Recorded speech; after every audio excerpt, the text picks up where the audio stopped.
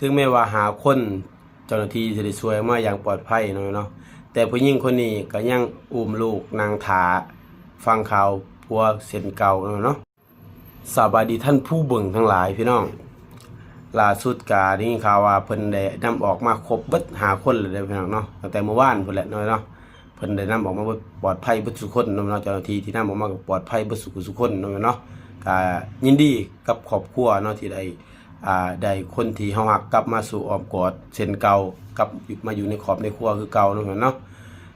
เฮาก็ดีใจนำบางคลิปบางภาพเห็นแล้วจนน้ำตาอยากไหลไปเลยพี่น้องเอ้ยเนาะก็แต่ว่าผู้หญิงคนนี้เนาะกับลูกเราก็ยังนางถานางคอยฟังข่าวผัวเราอยู่เนาะเพราะว่าผัวเราเป็นหนึ่งใน2คนที่ยังค้นหาบ่พอตอนนี้เนาะเพราะว่าทั้งหมดติดถามหาคนเนาะออกมาแล้ว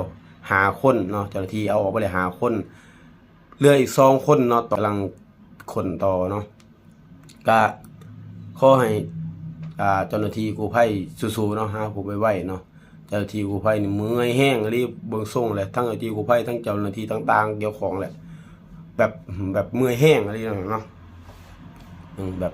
สุดๆเลยเนาะข้อยเห็นแล้วข้อยรู้สึกแบบโตแบบสุดๆไปเลยเนาะไปรับบ่ได้นอนคนหาอยู่ในถ้ำต้องเป็น10กว่าชั่วโมง10ชั่วโมงเพื่อสิออกมาได้โอ้สิว่ายอมใจข้อยทั่วเพิ่นเฮ็ดด้วยใจเลยสุดยอดอีหลีเนาะ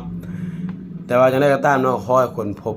เห็น2คนนี้ไว้เนาะขอประสบผลสำเร็จในหน้าที่เวียกงานเนาะก็คือตอนนี้ยังคนหาอีก2คนเนาะคือสิลำบากเนาะถึงขนาดหาคนเนาะมีคนไปถามนะแล้วก็เขาเว้าประมาณว่า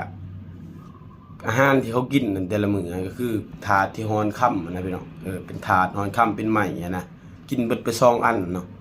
บ่มีแนวกินอยู่ในถ้ำกินไม้ไม้ฮอนค่ำเบิดไป2อันเนาะแล้วก็อยู่นะหั่นเนาะตอนนั้นจะทีเพ่นคำน้ำพิษโอ้จนไห้ไผก็ไห้บ่ได้เบิ่งก็อยากไห้บ่น่าเบิ่งยังตายอยากไล่อยู่เนาะก็มีแต่ว่าขอให้ทุกคนสุขภาพแข็งแรงไวๆเนาะปลอดภัยเนาะเจ้าหน้าที่ทุกคนที่ปฏิบัติหน้าที่เวียกงานขอให้ปลอดภัยเนาะแต่ว่าผู้หญิงคนนี้กับลูกเนาะก็ท่าความหวังเนาะว่าสิได้ฟังข่าวผัวอยู่แล้วเนาะก็คือขอให้พบเห็นไวๆเนาะก็